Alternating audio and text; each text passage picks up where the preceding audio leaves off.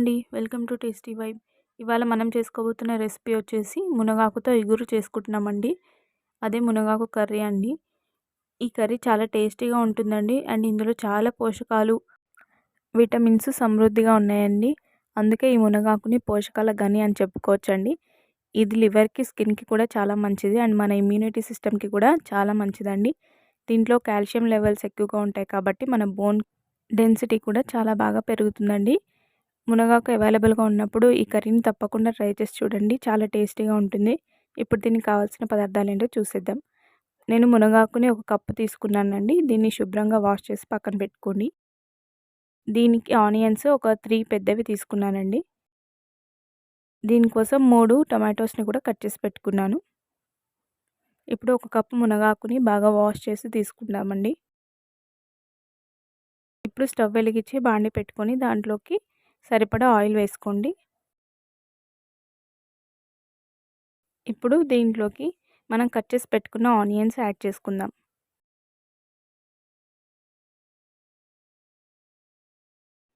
ఇప్పుడు ఇందులోకి రుచికి సరిపడా ఉప్పు కూడా యాడ్ చేసుకుందాం.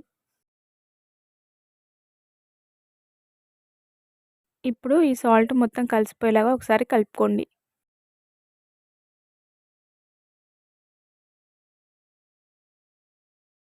ఇప్పుడు దీంట్లోకి మనం తీసుకున్న ఒక కప్పు మునగాకుని యాడ్ చేసుకుందాం.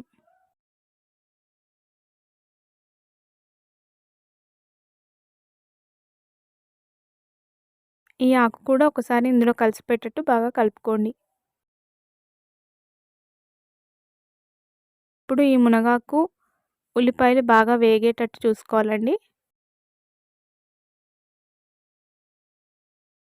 వీటిని ఒక 10 నిమిషాల వరకు ఇలా కలుపుతూ ఉడికించుకోండి. ఇలా ఉడికిన తర్వాత దీంట్లోకి కొద్దిగా అల్లం వెల్లుల్లి పేస్ట్ యాడ్ చేసుకుందాం.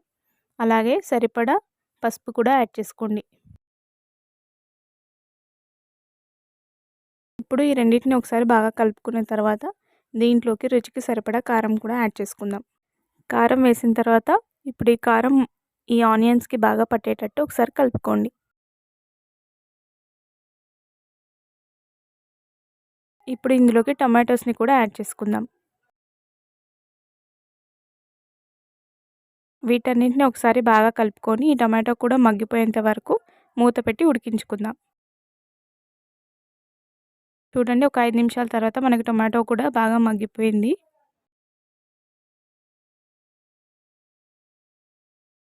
ఇప్పుడు దీంట్లోకి హాఫ్ కప్ వాటర్ యాడ్ చేసుకుందాం.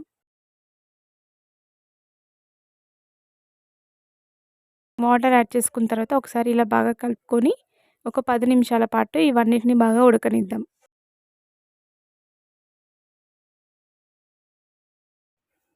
చూడండి, ఒక 10 నిమిషాల తర్వాత మనకి కర్రీ ఇలా రెడీ అయిపోతుందండి.